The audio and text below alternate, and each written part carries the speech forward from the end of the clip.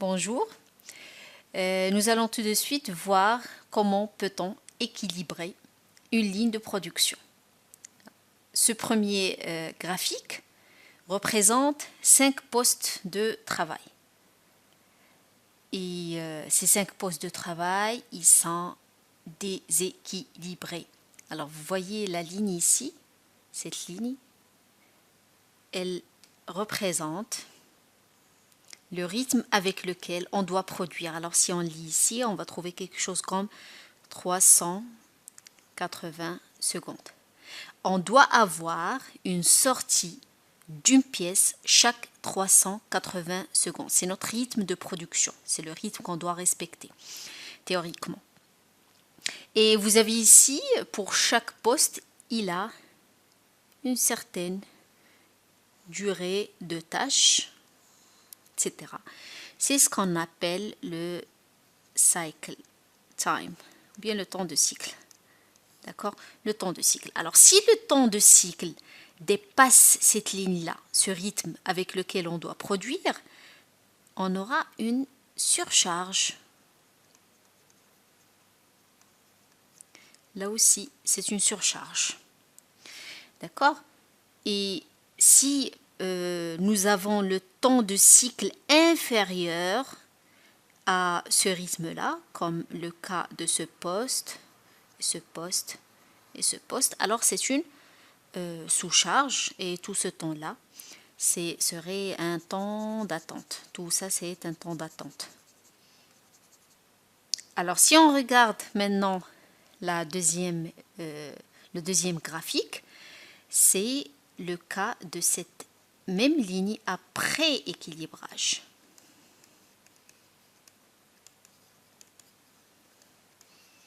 Alors, voyons voir ce qui s'est passé.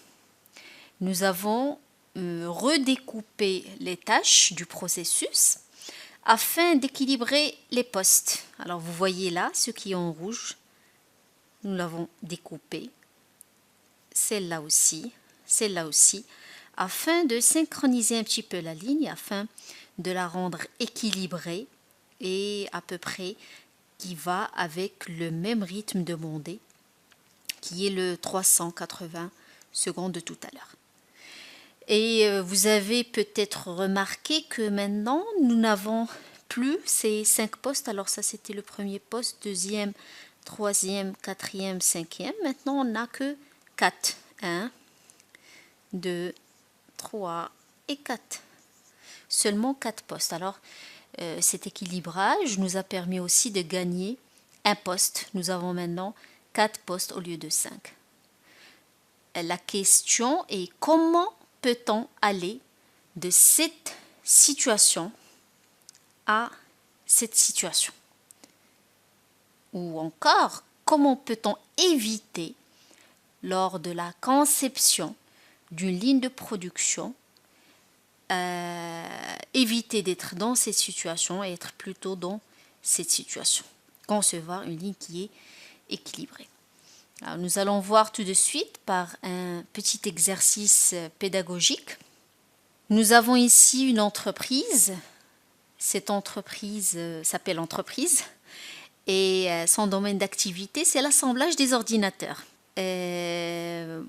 Alors, c'est la demande client et 28 unités par jour. Là, cette information est importante. Et on va la noter dès la demande comme demande. Et un jour de travail représente 7 heures.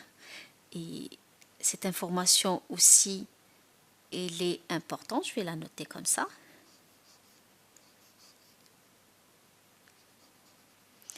Et je vais la noter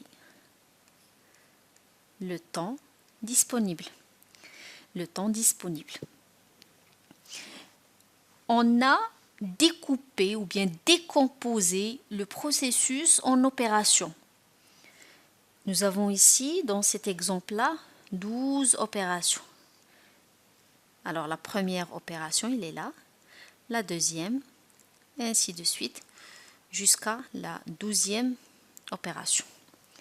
Une opération, task, en anglais, c'est une unité de travail qui est indivisible. Alors nous avons décomposé au départ les tâches ou bien les activités de ce processus en opérations. Et l'opération, par définition, c'est une unité de travail qui est indivisible. Très bien. Alors, deuxième chose, entre ces tâches-là, il y a des contraintes de priorité. Alors, la tâche 1 peut être exécutée la première, elle n'a pas de prédécesseur, mais la tâche 2 ne peut être exécutée qu'après la tâche 1. Et la tâche 3 ne peut être exécutée qu'après la tâche 2. Et ainsi de suite. Par exemple, ici, la tâche 7 ne peut être exécutée qu'après les tâches 3 et 4.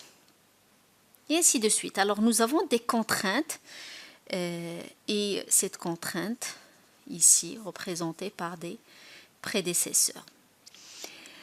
Autre chose, chaque opération, je rappelle, une opération, c'est une unité de travail qui est indivisible, a un temps. Un temps. Alors ce temps-là, on va le noter TI. Alors celle-là, c'est T1, T2, et ainsi de suite jusqu'à Tn qui est pour nous ici 12. Alors ce que nous avons fait, c'est diviser le processus en un ensemble d'opérations. Pour chaque opération, nous avons défini les contraintes d'antériorité et un temps TI associé à chaque opération. Alors ça, c'est fait.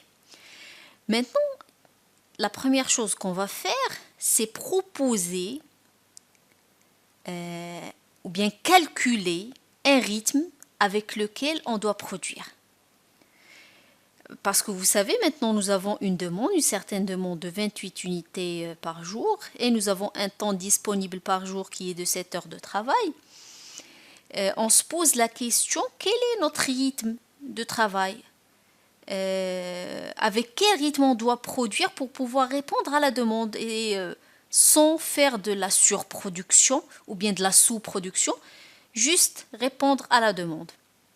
Ça veut dire au bout de, si je veux l'exprimer en d'autres termes, au bout de combien de temps un ordinateur assemblé doit sortir de la ligne de production pour pouvoir répondre exactement à la demande client. Alors je vous demande de faire pause à la vidéo et essayer de réfléchir un peu à la solution. Si vous avez trouvé 15 minutes, alors c'est correct. Sinon, continuez à réfléchir, je suis sûre que vous allez y arriver. Tout simplement, nous disposons de 7 heures pour 28 unités. Alors on aura combien? On aura 15 minutes par unité. 1 sur 4 heures, ça veut dire 15 minutes par unité. Cette valeur-là, comment on l'appelle? Cette valeur-là, on l'appelle le takt time. Alors, c'est quoi exactement le takt time? Takt, c'est un mot d'origine allemande. Il veut dire rythme. Le takt time, en fait, c'est un temps calculé qui décrit la demande théorique de votre client. En d'autres termes, c'est la cadence. Alors, si je trace là une ligne de production, alors, c'est la cadence avec laquelle vous devez produire afin de répondre à la demande client. Alors, il faut qu'à chaque takt time, une pièce va sortir. Alors là, c'est le takt time. Si là, takt time, et ainsi de suite. Alors, c'est un rythme de notre usine. C'est la cadence avec laquelle on doit produire pour pouvoir répondre à la demande. Alors, pour l'assemblage des ordinateurs, chaque 15 minutes, une unité un ordinateur doit sortir.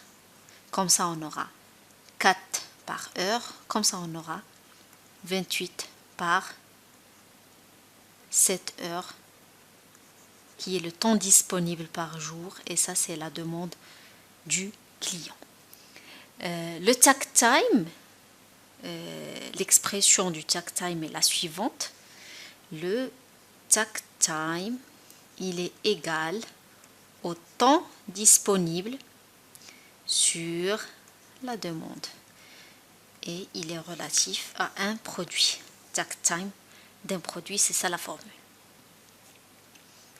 Alors, on va faire un petit exemple pour s'exercer un petit peu. Nous avons un atelier qui travaille en une seule équipe de 420 minutes par jour et un volume de vente mensuel, c'est la demande, de 16 800. Alors, le takt time, il est égal à 420, qui est le temps disponible, mais c'est par jour, divisé par 16 800 unités, mais c'est par mois. Alors, il est égal à 420 minutes. Et ici, on va diviser les 16 800 par 20, nombre de jours ouvrables par mois, unité, ce qui va donner 0,5 minutes. C'est ça notre takt time, ou bien on peut écrire égal à 30 secondes. Alors, chaque 30 secondes, un produit doit sortir et c'est le rythme qu'il faut adopter pour pouvoir répondre à la demande client. Une petite remarque, il n'est pas judicieux que le temps de travail des postes soit exactement égal au takt time. Sauf si vous croyez que votre processus n'aura jamais de problème, ce qui n'est jamais le cas. On décide souvent d'aller plus vite pour permettre certains temps d'arrêt à cause des différents problèmes de la ligne de production. Ce serait alors un temps de cycle cible. Alors, un temps de cycle qui est cible. Alors, en général, il est inférieur au takt time. Alors, le temps de cycle time, si on veut le comprendre, c'est le temps de production réel d'un poste. Alors, si nous avons ici un poste, ici un poste, alors le cycle time de ce poste, c'est le temps de production réel de ce poste de travail. En d'autres termes, si vous êtes en train de regarder un poste, le cycle time est le temps entre deux sorties de produits. C'est ça son cycle time. Alors, si on revient à notre exemple, sachant que nous avons un temps de cycle cible qui est pour moi, pour simplifier, égal au takt time, qui est égal à 15 minutes.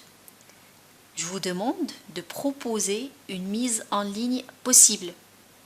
Alors, faites l'essai et on se retrouve à la vidéo suivante.